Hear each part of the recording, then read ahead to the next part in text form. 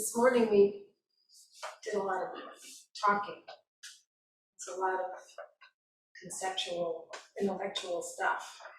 So this afternoon, I kind of wanted to move into the experimental realm.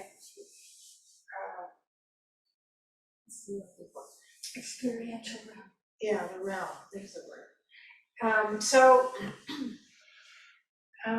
What we're going to do is, we're going to start, I'll just explain it first, and then we can do it.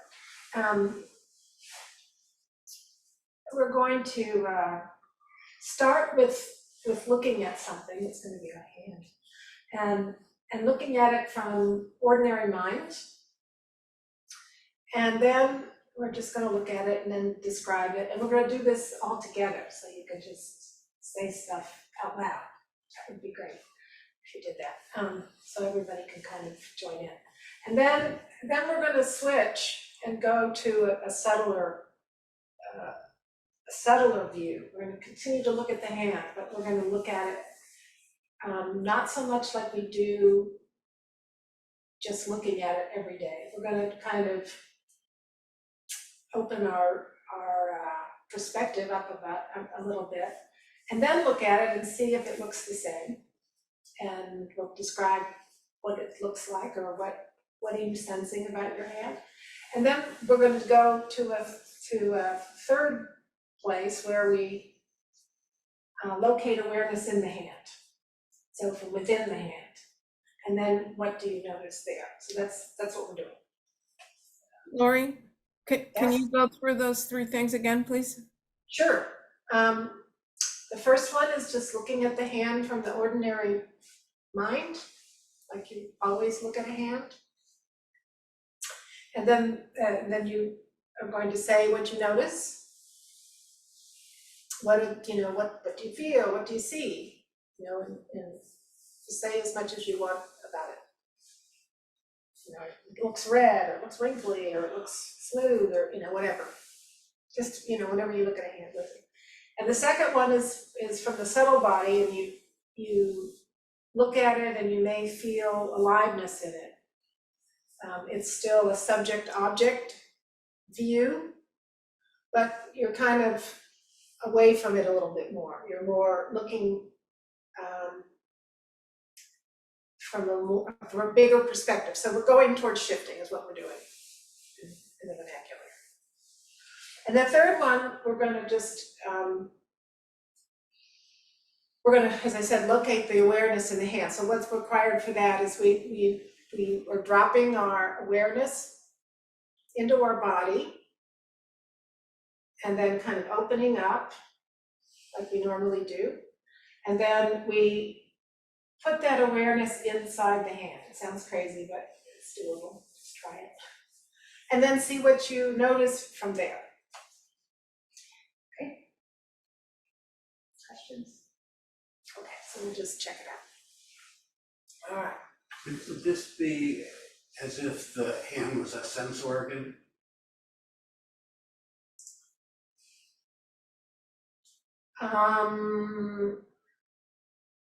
I suppose so.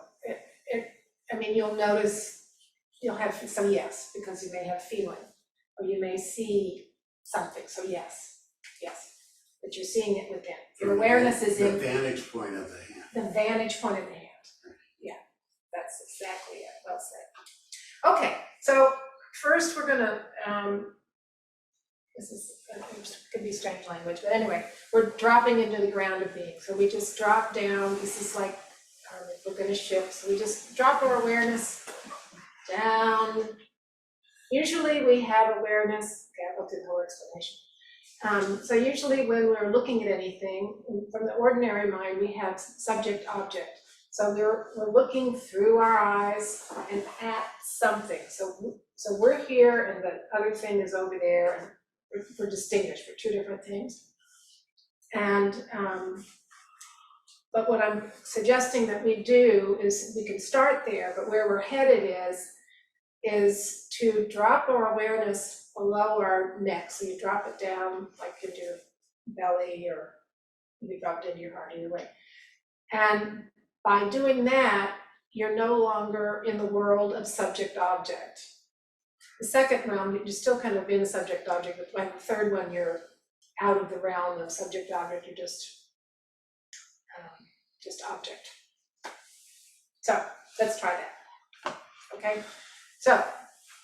So we just rest for a minute. This is weird looking at myself. Let's put this in the gallery.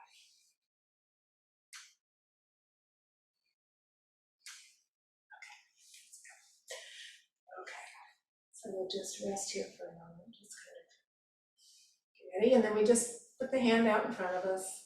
You can look at this side, you can look at this side, doesn't matter. And then tell me what you observe in your hand. It's just the usual way of looking at your hand. What do you see? Anybody? Blotches. Blotches, good. Okay, what else? Veins. Veins, great. What else?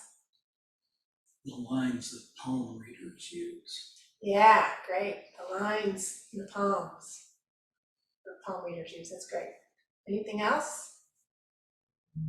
Color of the hand, then also some blue kind of some joints, maybe where blood's going through or something. Great. Knuckles. Knuckles, okay. What, Milda? Oh, I was gonna say the difference in the color of the skin between where I burned myself and where I didn't. Okay. Different colorations of the skin, great. I notice I have a very peculiar hand. I have a little pocket in it from the pull on the tendons in my hand. Anyone else? Got some freckles on the back of my hand. Freckles, great. Creases on the fingers. Good.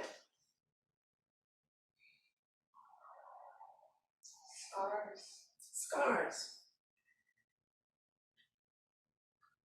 Anything else?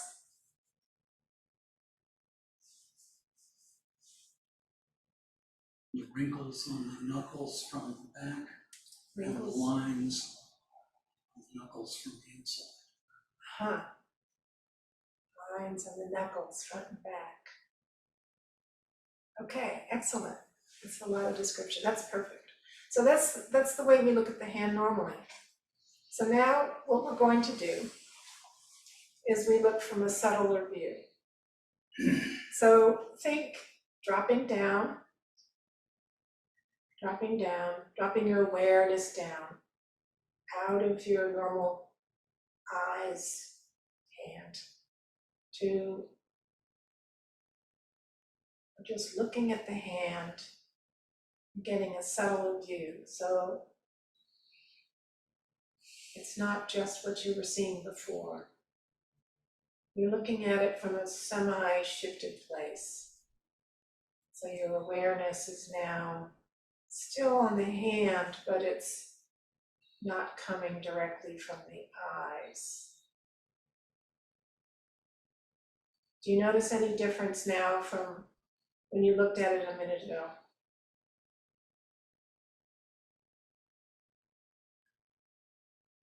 Yes. What do you notice? It's less about like the topical features and more about like the feeling tone, I guess. Like I feel warm. It's good. Very good. You feel less connected to it, Mm. like it's an object in space. Ah, very good. Yeah, I notice the space it takes up. Interesting. Very good. Anyone else? Jean has her hand up. I'm sorry, I wasn't looking. Jean? It wouldn't let me unmute. It's pulsating, tingling. It's alive. Like I didn't feel it when I was looking at it from the veins and the structure of the hand. Now it feels like pulsating with life. Yeah. So this is a different different perspective, right? We're getting more of a feeling tone. It's not just the outside, we're starting to go into it. Anyone else? Marla. I'm aware that it is jealous. I'm looking at my left hand. It is jealous of my right hand because I'm right-handed, and this one I couldn't use to save my life. Oh, interesting. That's really interesting. And Marla, I had a similar but different experience. My left hand, which I rarely use and rarely focus on, is like, finally you notice me. Oh, sweet. Anyone else? I can't really look from the lower place because the vision is so dominant. I have the sense of being down below and looking through my eyes as if they're a periscope. But so there's only a very subtle difference. It is a little more looking at my left hand than my dominant right.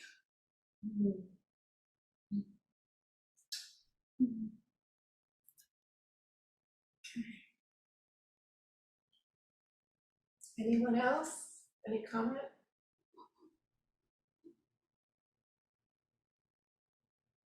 Oh, Lisa has her hand up, and I think you can. Thank you. Lisa? Thank you.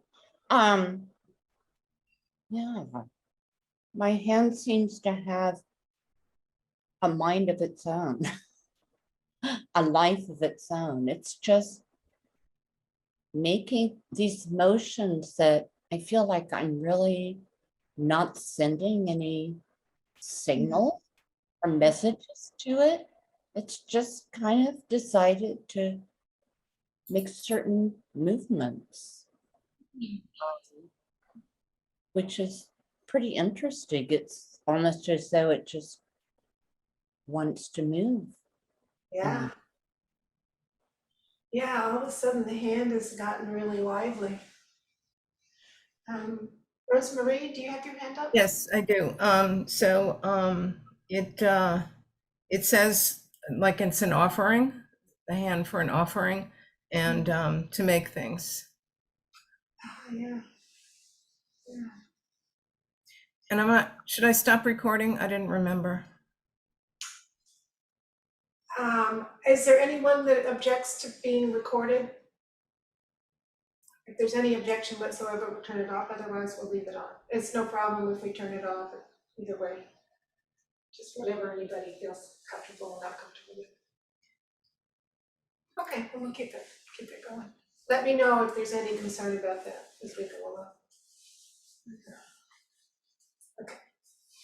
Okay, so now we're going to go to the third step. And we're going to locate our awareness inside the hand. And then see what you see from there.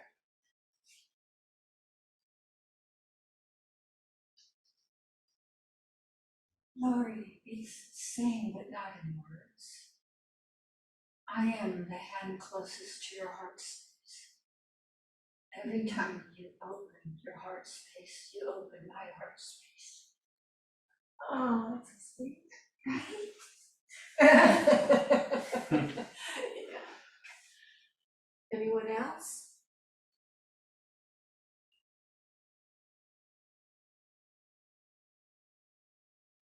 Oh, I've been thinking lately about best friend, and it's kind of like my hand is saying I'm his best friend.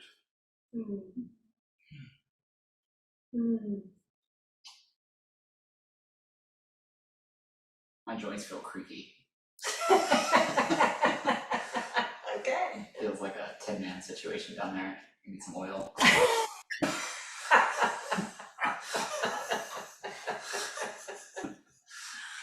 Okay.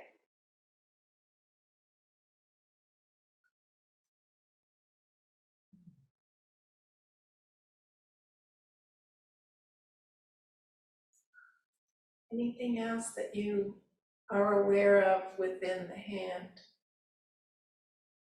Do you know sometimes this helps to do, just to close your eyes when you do this too? Lisa, I think it'll help a lot if you close your eyes.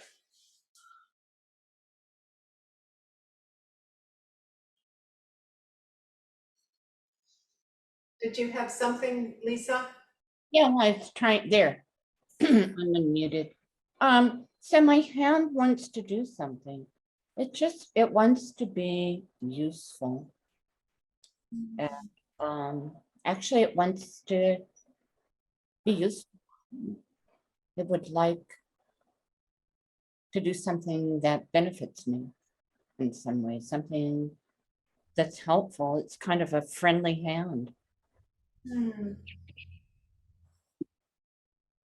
Is there any particular movement that, Yeah, it's changed. So now it's kind of,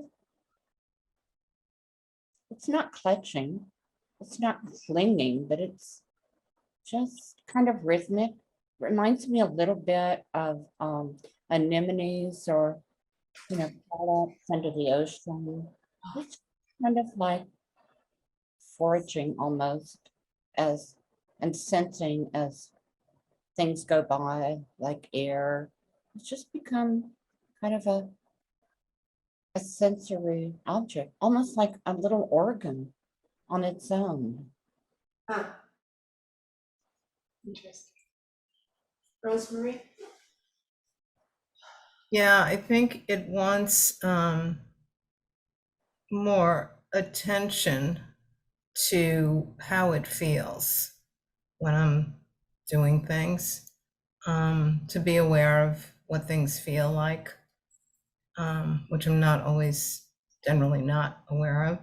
And it wants to move in a more gentle and tender way.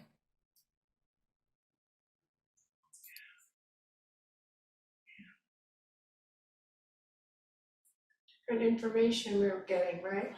Very different. Anyone else? Yeah. Oh, you just pushing.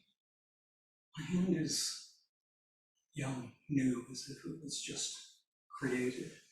And it doesn't really see because the periscope is closed. It feels cool, it's sweat. Feels the motion of the fingers, feels the air moving around it.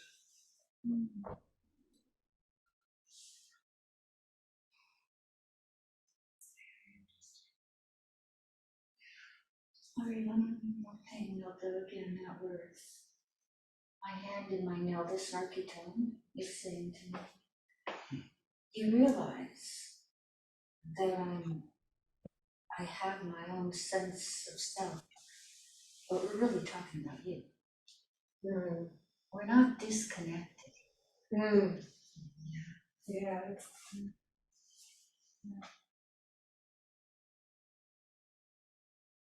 Marla? My left hand is feeling empathy for my right hand. Oh. Because my right hand has really bad arthritis in the thumb, and the left hand realizes that that's so because it doesn't do as much as the right hand does. That's really interesting.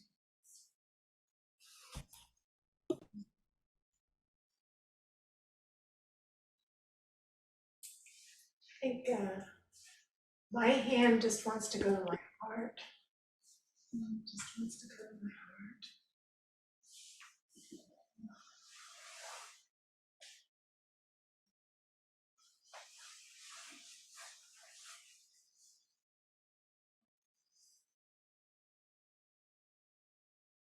It's like a mutual.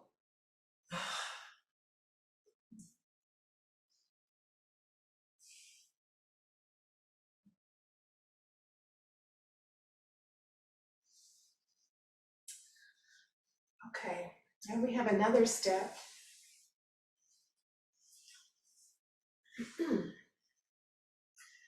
So the next step is connecting with energy and connect with the hand. So we connect with energy and we connect with the hand and we're connecting with the energy of the universe. So if we, with the hand, we connect with energy, and it connects to the energy of the universe. Try that. And we're really having to look deep there. Really have a strong sensation of energy in the hand, which some of you have mentioned.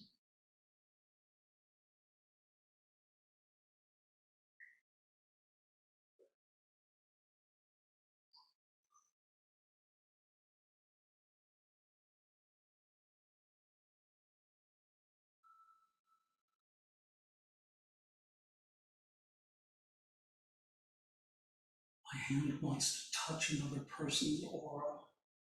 It wants to have that direct experience of energy contact. Yeah.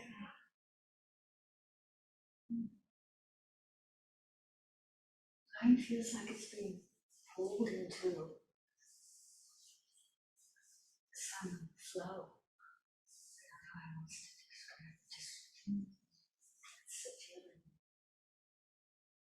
It's the sensation. Feeling a lot of energy.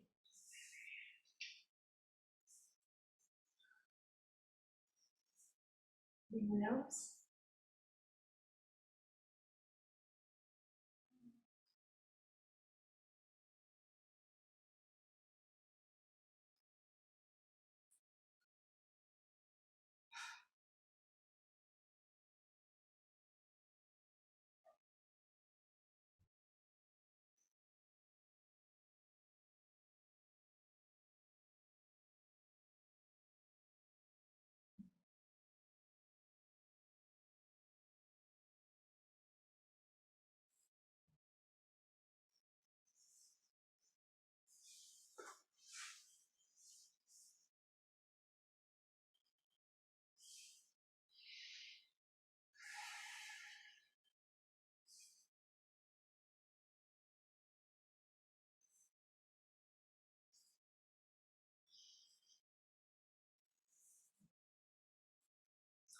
Just take a minute more and then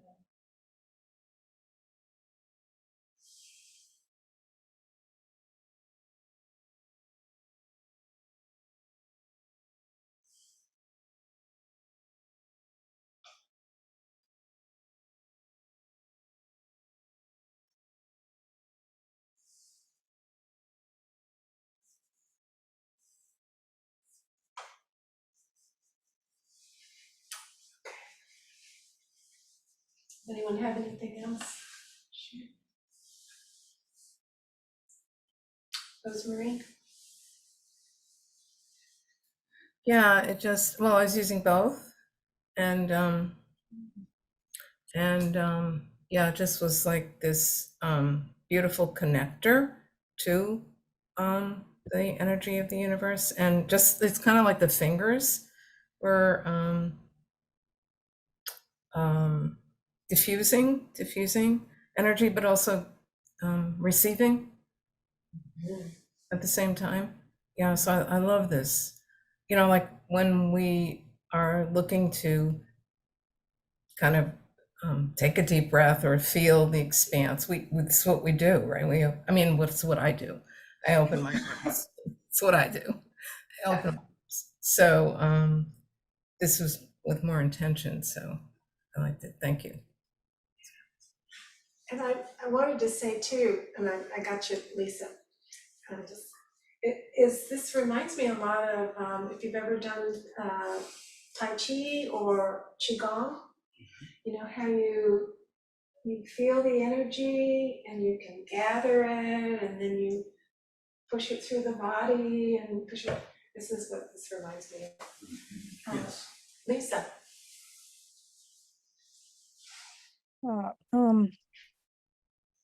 The energy going through my hand from the universe, the word that came to my mind is creative and create. Oh yeah. My hand was the top of my hand looking at it, and then my hand just wanted to turn over kind of like a cup.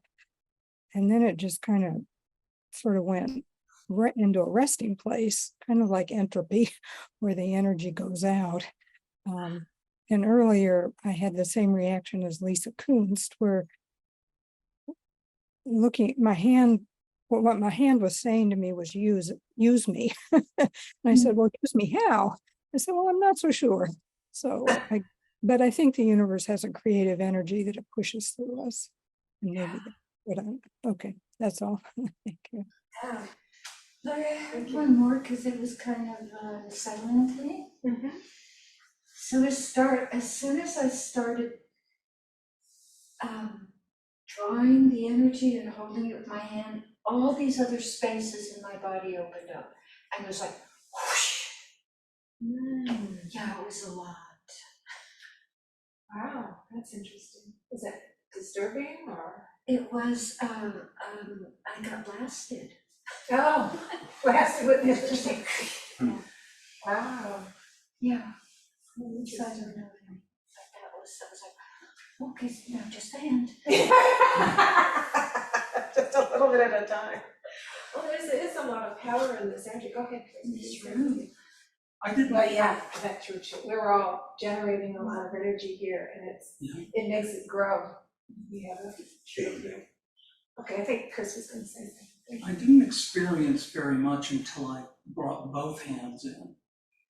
And then I had the sense of both hands pulling in energy from all around and of a big band of energy stretching between the two. It felt kind of like you described with Qigong. And then the energy became more intense around each hand, but it didn't spread. It stayed at the same distance, but got stronger, and it was wanting to do something with the energy, but didn't know what. Very interesting. Yeah. Jane. Yeah, it felt suddenly like it was the most important part of my body with all the attention I was paying it. And I wanted to lift in prayer, like this is sacred. I wanted just to, like bow my head and just lift in prayer. Oh, nice. That's lovely.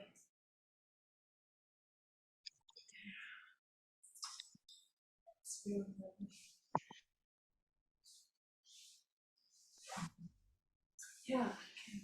So immediately I saw the intersection of two lines and in the point of the intersection, but the point wasn't small, but it was very far away, and it was kind of like going through space.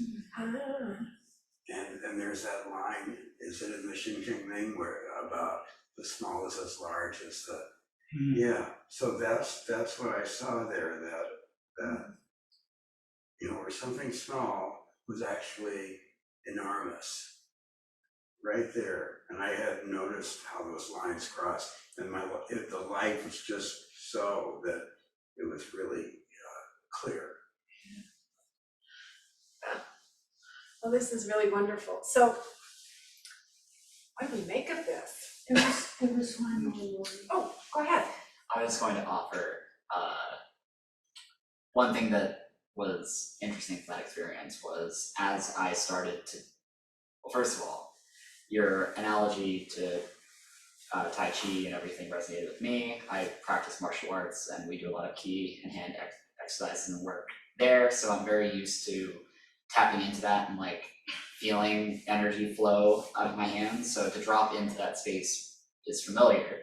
But as I was dropping into it, the wind chimes blew outside and I felt in my hand like the energy of the wind and like the air and everything surrounding us like flow past, like add more, you know what I mean, to like more something around here as I was Pulling it in. yeah. Great. Yeah. Okay, that's great. Yeah, so what is the point of all this? So the point of it to start with is One is to feel that dynamic energy that we talked about, that actually Katagiri talked about. That's the dynamic original energy, that it's here, it's all around us, it's in us, right? That's so partially it's to kind of demonstrate that that's physically, we can actually physically be aware of that. And second of all, that in the exercises we were going to different levels of awareness. We were doing different things with our awareness. So at first we were just plain old ordinary mind awareness. And then as you go deeper, you go to the subtle, so you see a little bit different thing at a different level, but you're seeing more than you normally do. And then the third one is actually going into it. And so why is that important? Is that's, I think, what happens in meditation as well, is the same sort of movement and being able to see or be aware, not necessarily to see, but to be aware of things in a much, much more subtle way. And I think that that a lot of the stuff that Dobin is talking about, it seems like a lot of times that guy's on drugs. But what he's in heavy states of meditation and samadhi, and so he senses these similar sorts of things. So that was kind of what this is about. It's just to kind of experience what we read about all the time, rather than just read about it and intellectualize about it. It's all fine and good, but to actually sense some of that stuff, I think, is useful. Zen has a predilection, I think, for direct experience, and so that's why I think it's good to do these exercises. Okay, well, that's all I'm kind of on time, aren't I? Or am I only, I'm 30 minutes early? Okay, I'm 30 minutes early. So we can have tea time.